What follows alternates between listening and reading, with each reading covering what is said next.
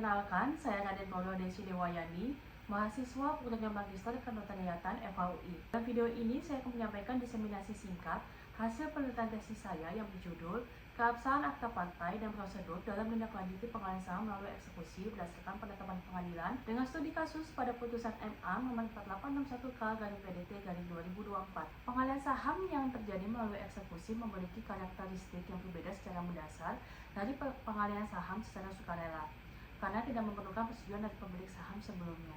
Pasal 57 ayat 2 UPT telah membuka ruang mengenai pengalihan saham karena hukum. Namun demikian, dalam praktik masih terdapat ketidakjelasan mengenai bagaimana hasil eksekusi saham harus ditindaklanjuti dalam sistem hukum perseroan. Ketentuan mengenai pemindahan hak atas saham dalam pasal 56 UU PT digunakan untuk pengalihan saham secara normal, sehingga belum sepenuhnya mengakomodasi pengalihan saham yang terjadi akibat hukum, khususnya eksekusi. Penelitian ini difokuskan pada dua rumusan masalah utama. Pertama, bagaimana keabsahan akta pernyataan perubahan PT APMR nomor 6 tahun 2022 yang dibuat berdasarkan hasil eksekusi. Kedua, bagaimana prosedur yang seharusnya dapat diterapkan dalam menindaklanjuti pengalihan saham melalui mekanisme eksekusi. Dan ini menggunakan metode penelitian hukum doktrinal dengan tipologi preskriptif. Pendekatan ini digunakan untuk menganalisis norma-norma hukum yang mengatur pengalihan saham, khususnya UU PT, KUH Perdata, UU JN, serta pertimbangan hukum dalam putusan MA nomor 4861/PDT/2024. Data yang digunakan berupa bahan hukum sekunder yang diperkuat dengan wawancara terhadap notaris dan jurusita.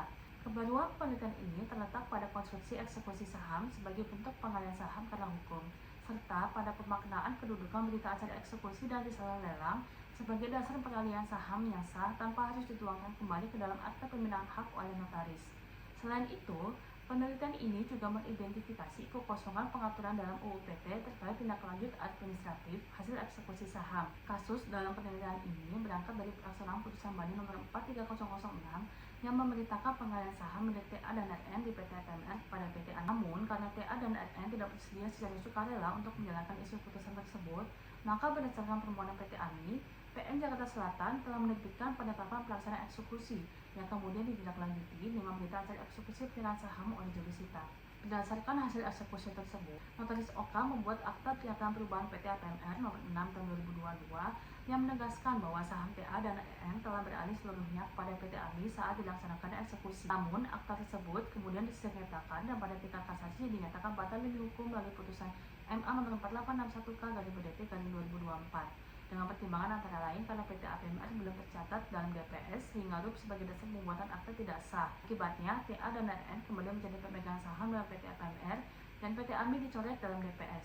Dalam kaitannya dengan akta pernyataan perubahan PT APMR nomor 6 tahun 2022, penelitian ini menemukan bahwa akta tersebut tidak menciptakan peralihan hak baru.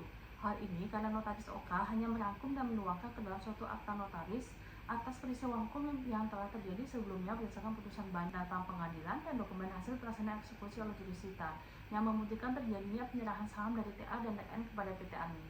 Oleh karena itu, dalam konteks pengalihan saham, eksekusi secara hukum telah menggantikan kehendak pemegang saham lama untuk mengalihkan saham dalam rangka menjalankan isi putusan tersebut, sehingga tidak lagi memerlukan persetujuan grup sebagaimana diatur dalam pasal 57 ayat 2 UU PT. Namun demikian, putusan MA nomor 4861/PDT/2024 menunjukkan adanya perbedaan penafsiran terhadap kedudukan eksekusi sebagai peristiwa hukum.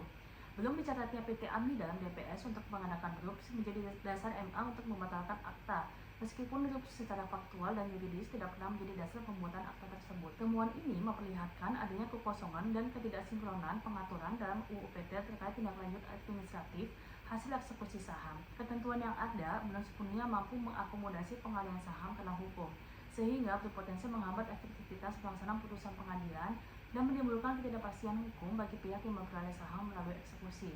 Selanjutnya, hasil penelitian menunjukkan bahwa dalam peristiwa eksekusi saham, peralihan hak atas saham telah terjadi secara sempurna pada saat dibuat dan ditandatanganinya berita acara eksekusi oleh jurusita atau risalah lelang oleh pejabat lelang kelas 1 berdasarkan pasal 584 junto pasal 6 ayat 1 KUH Perdata.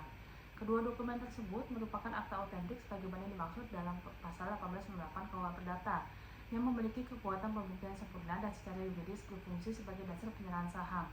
Dengan demikian, tidak terdapat kebutuhan substantif untuk mensyaratkan adanya pembuatan akta lain. Oleh karenanya, Dalam penelitian ini, diusulkan rumusan normatif yang dapat diterapkan dalam menindaklanjuti pengalihan saham melalui eksekusi, yaitu dengan menjadikan berita acara eksekusi sebagai dasar peralihan hak yang sah, serta penentuan batas jangka waktu pencatatan penerima eksekusi sebagai pemegang saham baru dalam DPS. Guna mekanisme ini berjalan efektif, diperlukan penyesuaian normatif berupa penambahan frasa mengenai akta otentik dalam pasal 56 ayat 1 UU PT, pengaturan batas waktu pencatatan pemegang saham dalam DPS pada pasal 56 ayat 3 UU PT, serta pembaruan Permenkumham nomor 21 tahun 2021 untuk mengakomodasi dokumen eksekusi sebagai dasar perubahan data perseroan. Secara praktis, penelitian ini diharapkan dapat memberikan acuan bagi notaris untuk lebih memahami pengalihan saham yang timbul akibat pelaksanaan eksekusi, masukan bagi hakim dalam memberikan penafsiran dan pertimbangan hukum yang lebih tepat terhadap perkara yang melibatkan pembuatan akta notaris berdasarkan penetapan pengadilan, dan masukan bagi pemerintah dalam merevisi regulasi untuk dapat mengakomodir aturan yang jelas dengan menindaklanjuti eksekusi pengalihan saham. Melalui penelitian ini, diharapkan pelaksanaan eksekusi saham tidak lagi terhambat oleh persoalan administratif, dan putusan pengadilan yang telah berkekuatan hukum tetap dapat dijalankan secara efektif dan konsisten dengan prinsip kepastian hukum. Terima kasih.